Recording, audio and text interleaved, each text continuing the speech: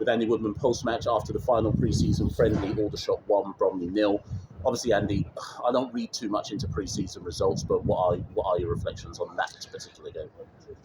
Look, it was probably the last pre-season game before the season starts. There's a lot of players probably.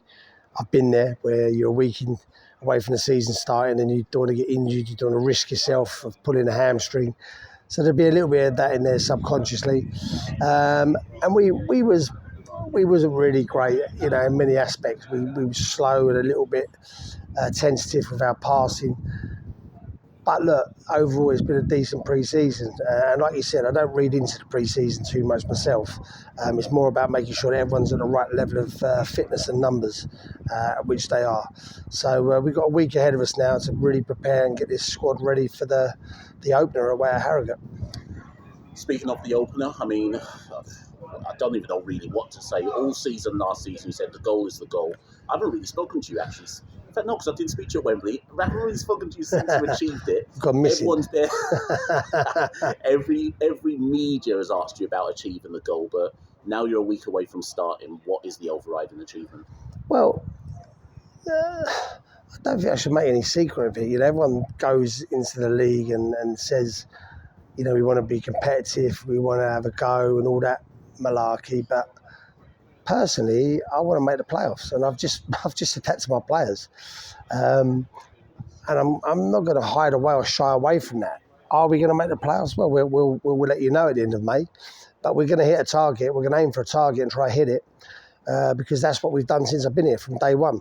So I'm not going to change how I approach this season to any other. I'm not going to change the demands I put on the team, the expectations I put on the team, and the target I want to hit, because I'm ambitious, like my staff. We're ambitious people, and my players, I want them to be ambitious.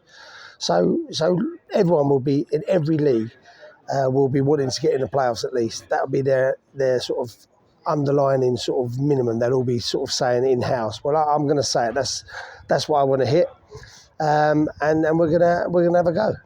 You've compiled probably your strongest squad since you've been the Bromley manager.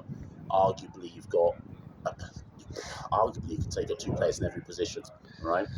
That's something you probably always wanted since coming through. Absolutely. The door. Is this the basic requirement you feel for being now in the Football League? Yeah, I think we're still probably 2 or 3 players short, if I'm to be honest, because it's not just the Football League. We've got the Carabao Cup, we've got the Bristol Street Motors Cup, and then we've got the FA Cup. So we're going to be probably playing best part of 50 plus games. So I still think we're probably 2 bodies short. But look, our finances are our finances, so we have to be clever with that. But yeah, 2 players in every position is what I wanted. I've always wanted that. I think it keeps everyone hungry, keeps everybody looking over their shoulder, and competition's healthy. As long as it's fair competition, it's healthy for everybody. So I would say that's probably, like I say, where I'm at is probably the strongest we've been as a squad in numbers. Last couple, I mean, you haven't had a chance yet to really see where where League 2 levels out at. But what's your kind of inkling? I'm sure you've had people watching different clubs. You probably had a look at Harrogate already, etc. But what do you think will be the immediate things that have to change from National League football to EFL football? Well, you've got to up your numbers. There's no doubt about that. You've got to up your running numbers. You've got to up your crossing numbers. You're up your percentages of goal scoring chances. Our numbers last year, if we turn out those same numbers in the EFL, they won't be good enough. So we've got to make sure all of those numbers that we achieved last year, they're higher and better. But that said, I've spoken to a lot of managers in this league. I've spoken to a lot of coaches in this league. I've spoken to a lot of people, just trying to get as much information as I can. And look, it's basically 11 versus 11. That's how I look at it. We've got to go out there. We've got to make sure we're on point every game.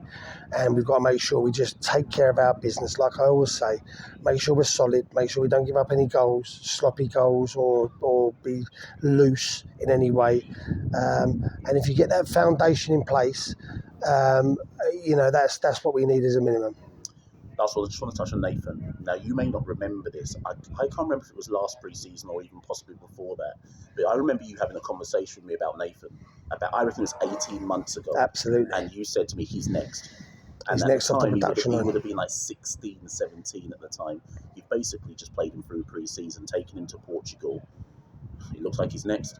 He's a super talent, Nathan.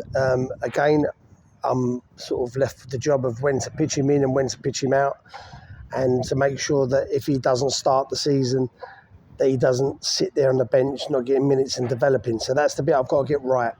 I've had a chat with Nathan. I've told him my plan for him. He's trying to change my plan by the way he keeps putting his performances in, which is good. But yeah, he's a good player, Nathan. He'd be the next one off the production line here for sure.